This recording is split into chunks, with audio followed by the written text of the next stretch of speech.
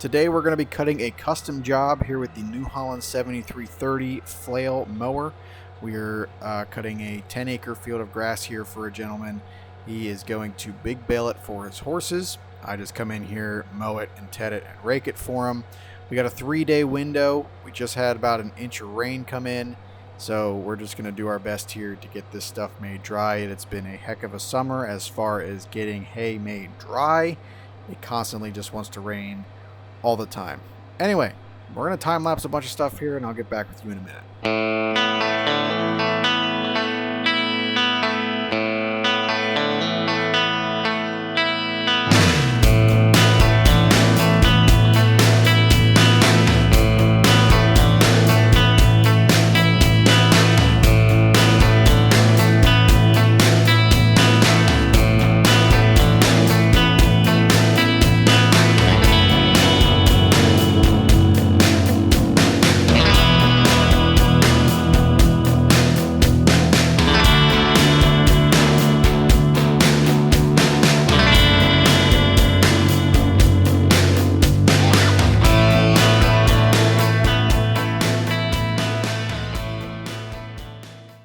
If you notice there at the cutter bar, you'll see all those seed heads flowing by there. Those little brown golden seed heads. That is foxtail. And foxtail is one of those pesky weeds that we do not like in our horse hay. The reason it's pesky is it grows all the time. It grows everywhere. And it's actually a grass. So you can't use a selective herbicide to kill it. You have to use what is called pendimethalin, or in my case, Prowl H2O. It is a pre-emerge herbicide that prevents the seed heads from ever germinating, or the seeds from germinating. It's pretty effective, and I use it in most of my horse hay fields. However, this gentleman doesn't really seem to care about it in his hay, and that is all right. It definitely cuts down on cost if you're not going to spray that stuff. Anyway, the hay itself is looking pretty decent. It's thick. In this section right here, you can see some foxtail, but the grass down there, there's plenty of orchard grass in there, as well as some timothy. So overall, it's going to make a lot of hay for the guy, and it's decent quality.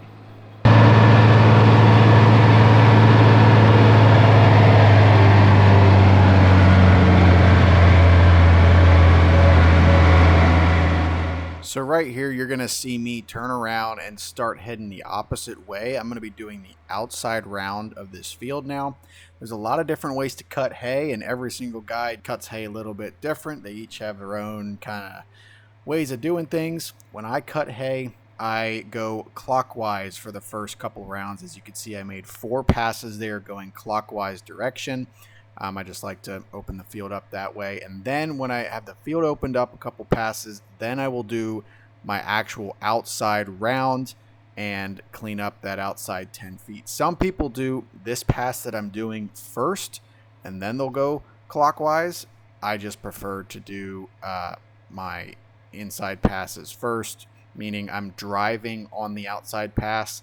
I like to do that so that I'm looking out for sticks, branches, things that have fallen down on the field edges. And then if there's anything laying there, I can catch it before I ever run it through the mower.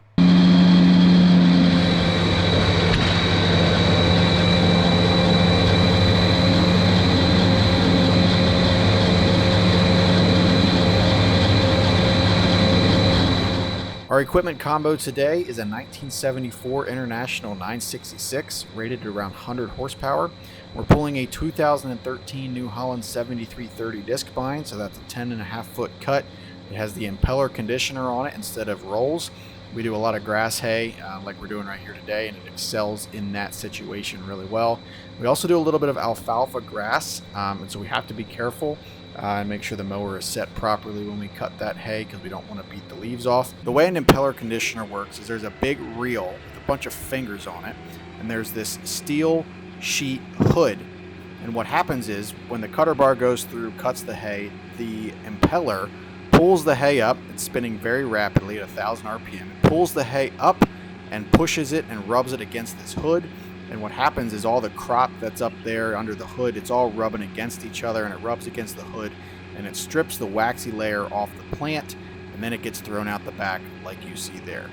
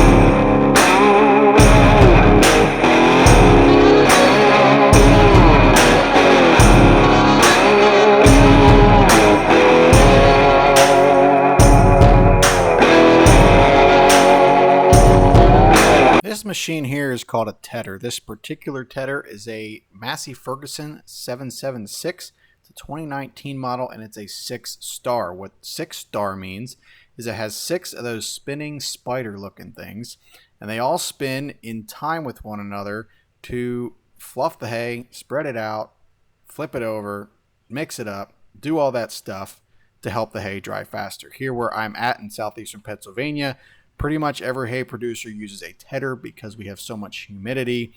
We just have to use it in order to get the hay to dry. As you can see, the GoPro kind of fell over, but you kind of get the gist of what's going on here. Those things spin violently and throw the hay backwards to spread it out. That was a bad idea.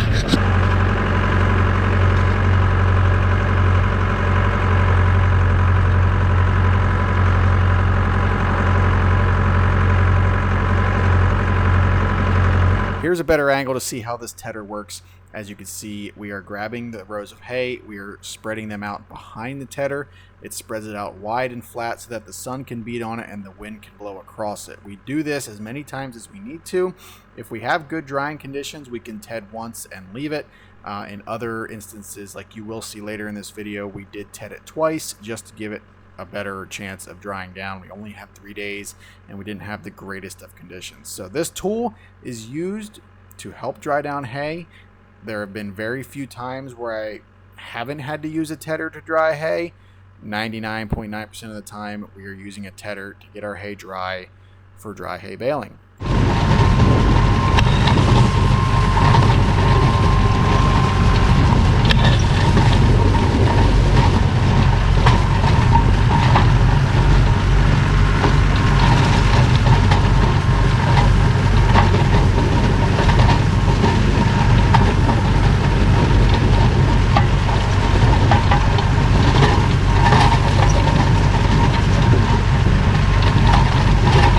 This field overall is a pretty nice field, but there's one thing that really sucks about this field, and that is groundhog holes.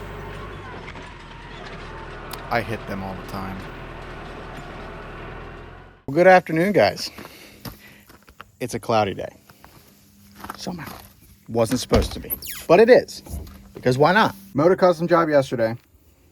Tedded it right away, and we're gonna go ted it again here. Rain coming tomorrow night, Saturday. And then chances some severe storms, I think, on Sunday. I'm not going to be here this weekend. So my cousin is actually going to be raking hay tomorrow while I'm away. He's kind of saving my butt. So Carter, if you're watching, thanks for raking hay.